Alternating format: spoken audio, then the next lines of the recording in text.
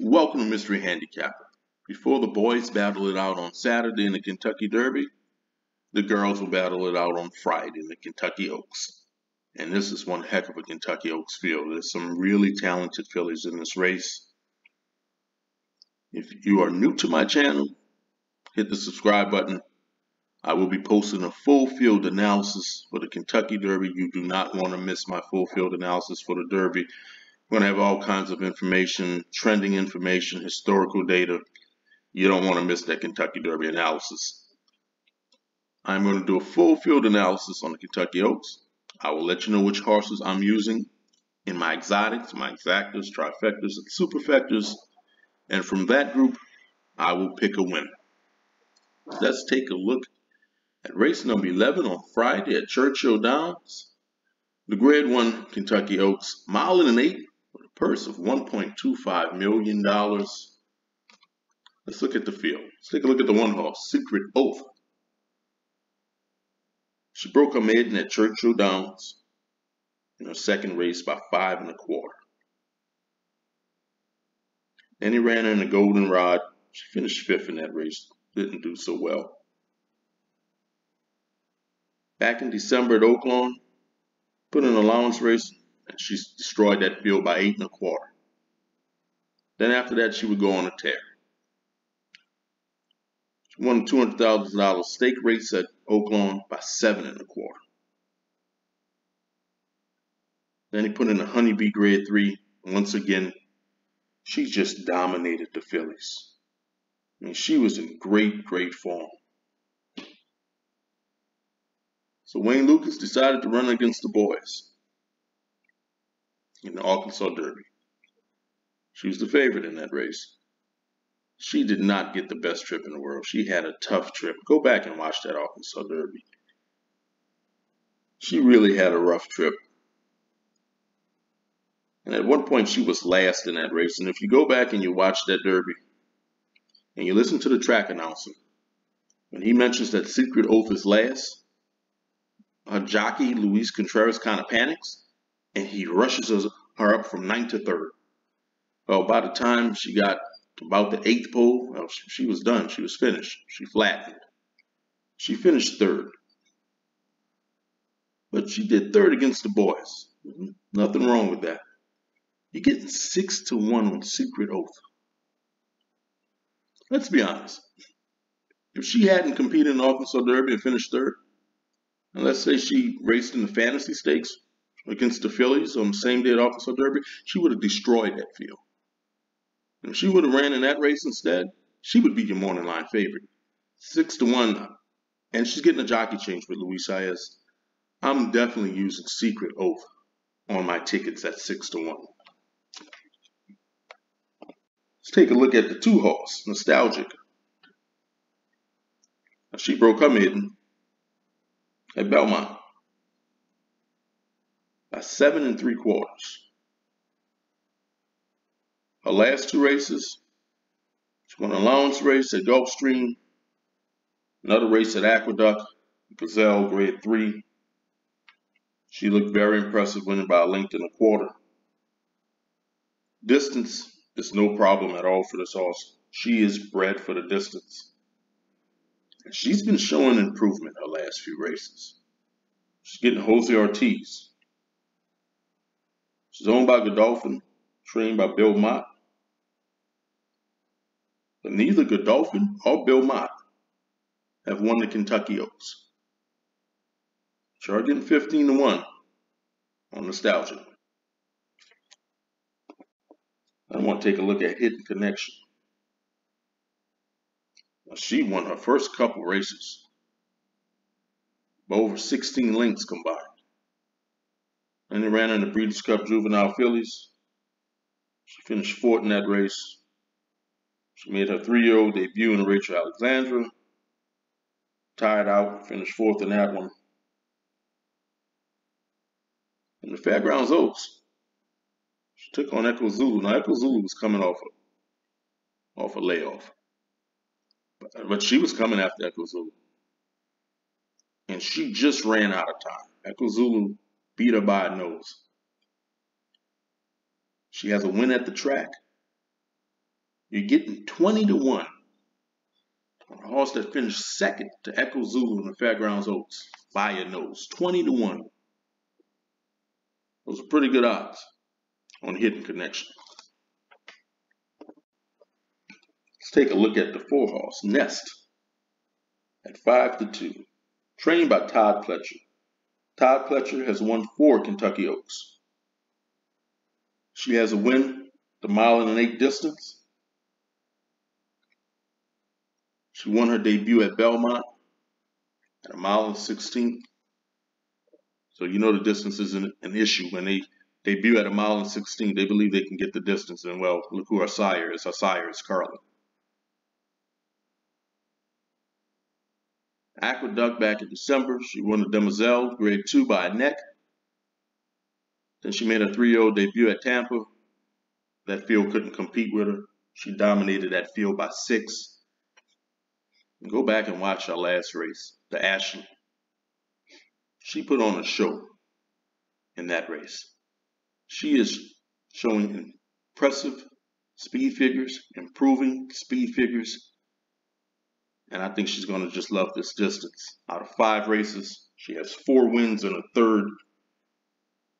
I got to use Nest on my tickets at 5 to 2.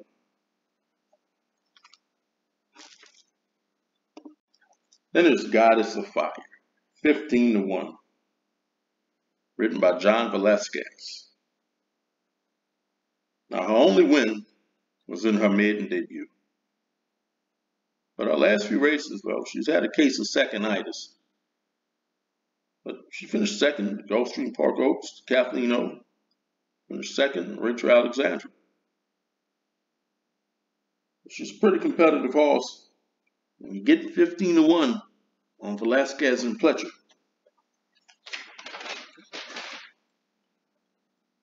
Take a look at the 6 horse, Ugiri. 5 career starts, never out of the money. She's got a nice record at the track too.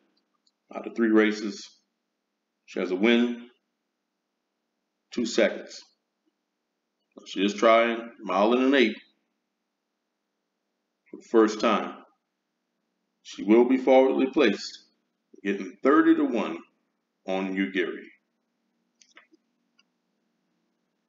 Last race out, she won the Fantasy, but let's be honest, if Secret Oath was in that race, the best she could hope for would have been second.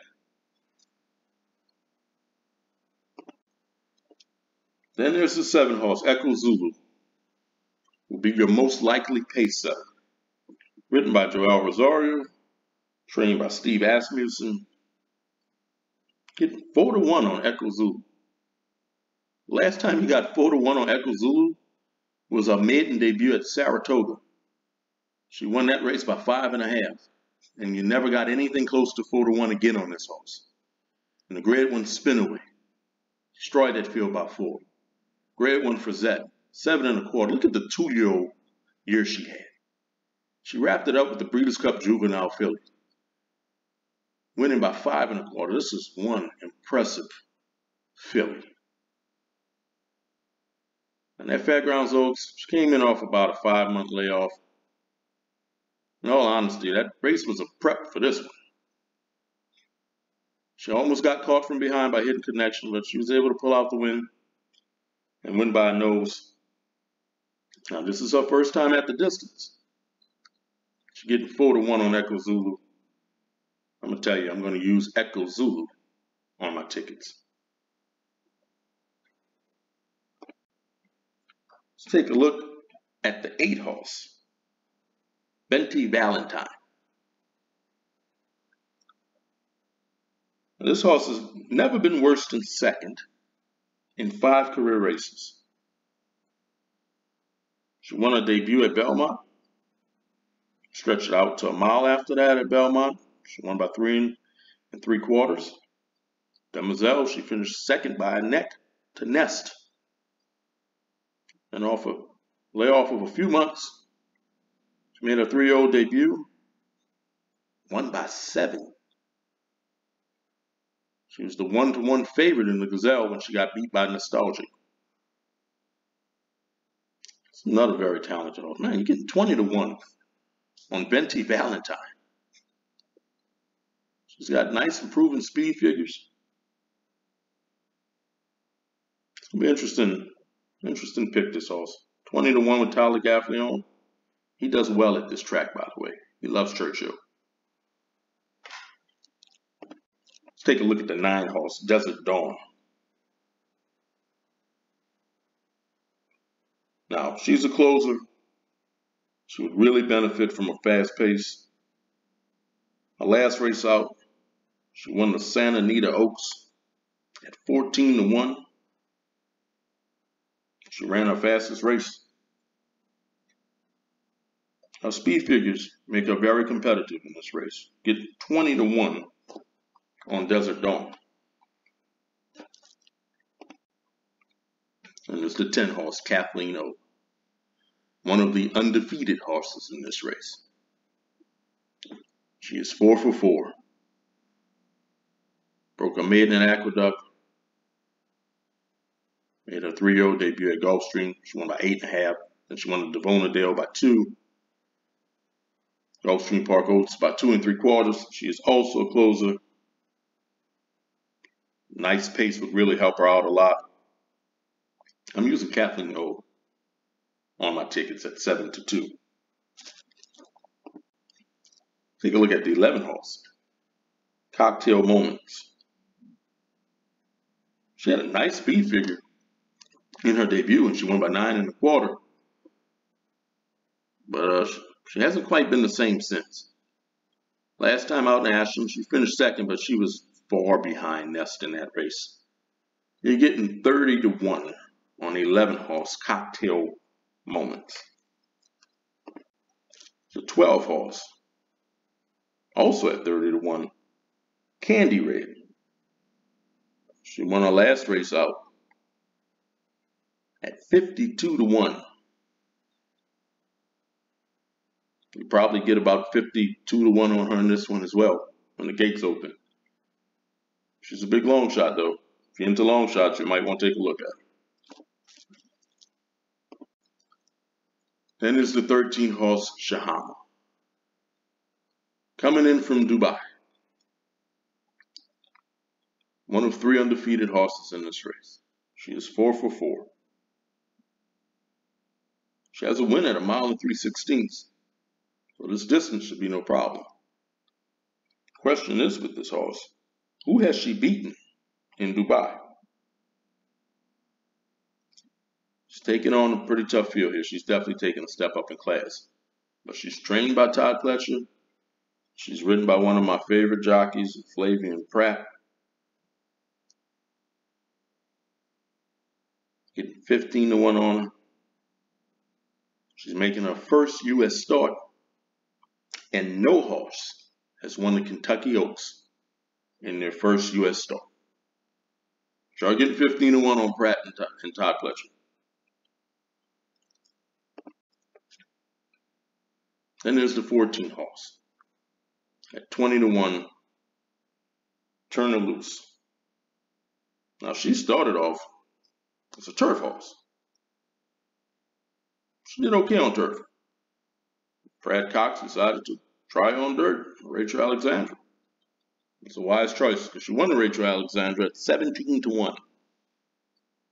Last time out in the Fairgrounds Oaks, she finished 4th. She's going to need better speed figures to compete with these. Getting 20 to 1 on Turn Her Loose. The 15 horse Begin is also eligible and would need one of these horses to scratch in order to enter. I'm going to tell you something, this is a great race. Some really talented fillies. These are the horses that I'm going to use. I'm going to use Kathleen Oak. I'm going to use Secret Oath. I'm going to use Nest. And I'm going to use Echo Zulu, of course. And the horse, I'm going to pick to win. The filly that I believe is going to win the Kentucky Oaks is the 4 horse, Nest. I just love what she's been doing right now. I love her form. And being side by Carlin, She can run all day. I'm taking Ness to win the Kentucky Oaks. If you haven't subscribed, hit the subscribe button. Smash that like button. Leave me a comment. Let me know who you're picking in the Kentucky Oaks. Good luck.